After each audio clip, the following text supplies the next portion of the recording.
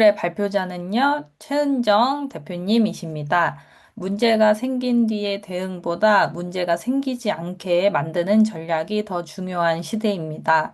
최은정 대표님은 단순히 사건을 해결하는 것을 넘어 대표님들의 리스크를 함께 고민하고 방향을 제시해주는 법률 파트너로 활동하고 계십니다. 오늘 발표를 통해 사업가들이 실제로 어떤 법률 문제를 조심해야 하는지, 어떤 준비가 필요한지 많은 인사이트 얻으실 수 있을 것 같습니다. 최은정 대표님의 발표 시간은 8분입니다. 6분이 되면 알람 소리를 울려드릴 것이며, 이는 질의응답 시간을 위해 발표를 마무리해 주시기를 안내드리는 신호입니다. 오늘은 온라인이기 때문에 제가 이 줌 화면에서 이렇게 손을 들도록 하겠습니다. 네, 여러분 최은정 대표님을 소개합니다. 큰 박수로 맞이해 주세요. 안녕하세요. 법무부의 송담의 최은정입니다. 제가 이번에 두 번째 피처 발표의 기회가 주어졌는데, 첫 번째에서는 제 소개를 했고, 두 번째 뭘 할까 고민을 하다가, 결국에는 또 제 소개로 넘어가도록 하겠습니다. 네, 다음 넘겨주세요. 일단 우리 사무실의 장점을 제일 먼저 말씀드려야 될 것 같아서 제가 지도를 하나 갖고 왔습니다. 여기는 이제 제가 근무하는 법무부의 송담의 위치인데요. 여러분 교대역 보이시죠?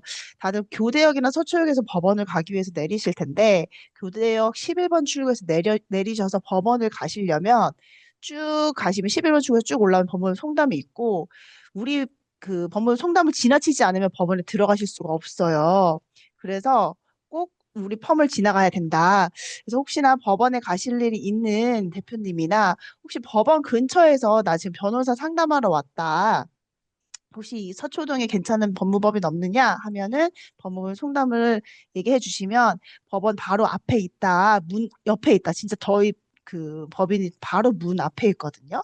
그러니까 위치 기억해 주셨다가 추천해 주시기 바랍니다. 이건 저희 회사의 장점이었고요. 네, 넘어가 주세요. 이제 우리 회사 법무부 송담의 비전과 미션인데 이거는 저희 홈페이지에서 갖고 왔어요. 정말 관리도 안 하고 너무 오래된 홈페이지인데 그만큼 예전에 고객님들이 찾아주시고 꾸준히 연결이 되는 펌이라서 별도의 광고를 지금 진행하고 있지는 않습니다. 그래도 어쨌든 홈페이지 있는데 여기 보시면 고객에게 훌륭한 동반자로서 신뢰와 믿음으로 함께 이해와 믿음으로 함께 하고자 하는 게 저희 모토고요. 실제로 저나 이제 우리 제실 그 회사의 이장희 대표님이나 뭐 여러 변호사님들께서도 오랜 고객을 계속 놓치지 않고 꾸준히 계속 함께 파트너로서 함께 하는 게 우리 법인의 모토이고 저 역시도 한번 맺은 인연은 끝까지 간다. 그리고 그분들의 고민을 우리 펌에서 모든 걸 다 해결할 수 있도록 진행한다라는 게 목표입니다. 넘겨주세요. 네. 그래서 중추적으로 제가 계속 말씀드리는데 일단 이장희 대표님을 필두로 부동산은 대표님이 정적으로 하시고 일단 이성수 대표님은 회생 파산 팀을 운영하시면서 회생 파산 부분을 중점적으로 보시고 또 노무 분야는 어, 갑자기 기억이 안 나요. 이덕형 변호사님이 노무 분야에서 함께 하시고 가사랑 기타 형사 부분에서는 이제 제가 함께 하고 있습니다. 그런데 각자 변호사님들이 이 부분만 특화하는 게 아니라 다들 조금 조금씩 다 하세요. 근데 이제 복잡한 사건들 전문적으로 좀 가야 되는 사건들은 이렇게 조금 분야를 나눠서 진행하고 있다. 라고 안내 드릴 수 있습니다. 그래서 저는 일단은 가사 형사라고 말씀을 드리면서 다음 페이지 부탁드립니다. 저는 일단 저의 모토는 서비스 자체를 우리 소송으로 가자. 뭐 변호사는 소송만 해야 된다. 이게 아니라 처음부터 끝까지 좀 관리하고자 하는 게 제 목표이기 때문에 소송하시러 오신 분들이라 하더라도 좀 해결 방안을 찾도록 노력을 해드리고 있어요. 소송 전에. 그래서 소송은 최후의 방법이니 그 전에 할 수 있는 수단을 일단 써보고 그렇지 않으면 소송으로 넘어가자라고 제가 조언을 드리고 있습니다. 그래서 만약에 대표님들께서 무조건 소송해야 돼. 이렇게 뭐, 나 소송하는 변호사 찾아줘 하면 저를 추천하시는 것보다 다른 변호사님 추천해 주시고요. 아, 이거 해결 방안 어떻게 해야 될지 모르겠다. 아, 소송까지는 조금 어려울 것 같은데 나는 조금 다른 방안을 찾고 싶어. 라고 말씀을 하신 대표님들 있으면 저한테 소개시켜 주는 다른 방안도 여러 가지로 강구시켜 드릴 수 있다. 라고 말씀드리면서 저는 무조건 수임하고 사건을 진행하는 변호사는 아니에요. 대부분 뭐 어느 펌에서는 일단 도장 찍고 사건 방향을 그래야지 해결해 드릴 수 있다라고 안내하는 펌들도 있는 걸로 알고 있는데 그것보다도 안 되는 거는 저는 정말 안 된다고 말씀드립니다. 그리고 3심까지 가서 대법원까지 가서 판례를 변경해야 된다면 판례를 변경할 수 있는 인내심을 갖고 소송을 함께 하자라고 요청드리는 편입니다. 그래서 안 되는 거를 꼭 해야 되겠다고 우기시는 분들은 좀 어렵고 저는 왜 안 되는지도 말씀드리고 그러하기 위해서 논리적으로 말씀 다 드리니까 자기의 사건이 왜 안 되는지 모르겠다 생각하시는 대표님들 있으면 저한테 소개시켜 주시면 제가 왜 안 되는지 말씀드리고 앞으로 어떻게 풀어가야 되는지도 말씀드릴 수 있도록 하겠습니다. 아울러 보통 변호사들은 어떻게 그 변호 펌을 운영하냐면요. 변호사가 있고요. 담당 직원들이 있어요. 저 역시도 담당 직원들이 있고 그 직원분들이 의뢰인들이랑 보통은 컨택을 해요. 컨택을 하고 상담을 하고 요청을 드리고 하는데 조금 저는 성격상 그렇게 연락 오는 게 조금은 불편하더라고요. 한 단계를 거쳐와야 되기 때문에. 그래서 저는 직접 1대1로만 연락드리고 받고 하고 있습니다. 다음 장 넘겨주세요. 그래서 근데 그 너가 그러면 왜 형사랑 가사를 한다고 얘기를 하냐라고 하실 수 있어서 제가 가져왔어요. 제가 한번 가져와 봤는데 옆에는 제가 했던 형사들이고 또 한쪽 옆에는 가사 사건이에요. 물론 민사 사건들도 진행하긴 하는데 보이실진 모르겠는데 보시면 형사 사건도 되게 엄청 다양하죠.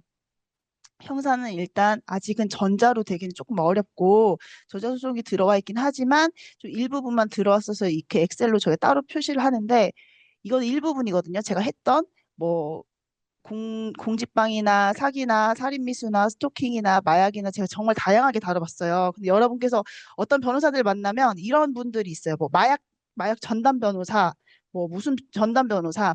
물론 그분들이 전담이기 때문에 거기선 유능하게 하실 수는 있는데 그 형사소송을 하시다 보면 한 죄만 갖고 가는 건 아니거든요. 다양하게 빵빵 터질 수도 있어서 여러 가지 대응하는 방법들, 여러 가지 경험치가 높은 변호사일수록 그 대응 방법들을 유두리 있게 한다, 적용한다라고 하시고 제가 조금 놀랬던 게 제가 얼마 전에 사건 한 것 중에서 이제 김앤장 출신 변호사님이 통해서 김앤장에서 하기는 조금 사건이 작고 그렇다고 또 아무한테나 맡기고 싶진 않은 사건을 하나 맡았는데 그 김앤장 변호사님께서 이제 엄청 학문적으로 사건을 다뤄서 저한테 전달을 주셨어요. 근데 제가 보기 실무자 입장에서 봤을 때는 아 이거는 이렇게 해서는 되지 않는 건데 라는 부분들이 있었고 그런 부분들을 얘기를 해서 진행을 하다 보니 이제 저는 이제 밑에서 같이 뛰는 변호사기 때문에 의뢰인과 함께 뛰는 변호사기 때문에 이제 원하는 방향으로 잘 수사까지 마무리 지어서 원하는 결과 받으신 경험도 있습니다.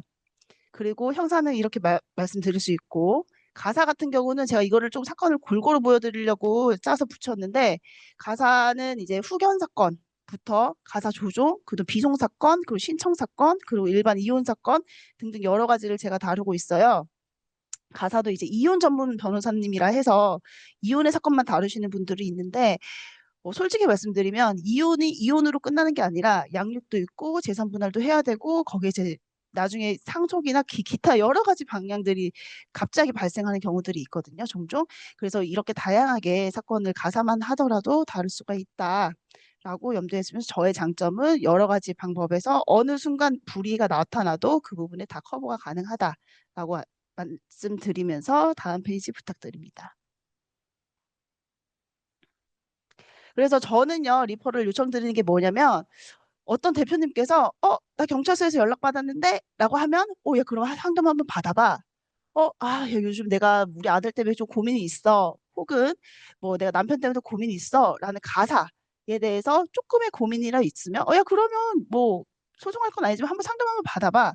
이렇게 하시고 또 서부지방 관할 부분에서 이제 뭐 아까 제가 말씀드렸듯이 그 서대문구, 마포구, 용산구, 은평구 관련해서 대표님들이 법률적으로 무슨 얘기 있어 하면 야 거기 그 근처에 무슨 변호사 있어 그냥 간단하게 가봐라고 리퍼럴을 주시면 감사하겠습니다.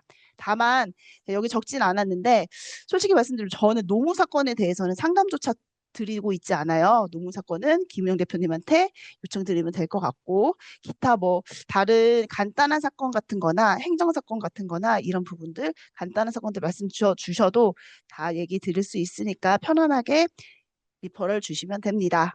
네, 이상입니다. 네, 감사합니다. 혹시 뭐 질문 있으실까요? 부회장님, 그럼 제가 질문 하나 드리겠습니다. 가끔 이제 뭐 제가 그런 건 아니고 주변에 형사사건으로 뭐 피의자가 되거나 뭐 참고인 조사를 받는 경우가 있을 때가 있는데 그럴 땐 어떻게 대처를 하는 게 맞을까요? 본인이 피의자라고 한다면 일단은 음, 변호사한테 상담은 먼저 받고 들어가시는 게 좋습니다. 일단 음, 경찰관이 무조건 들어오라고 말씀 안 드리거든요. 일정 잡고 음, 하거든요.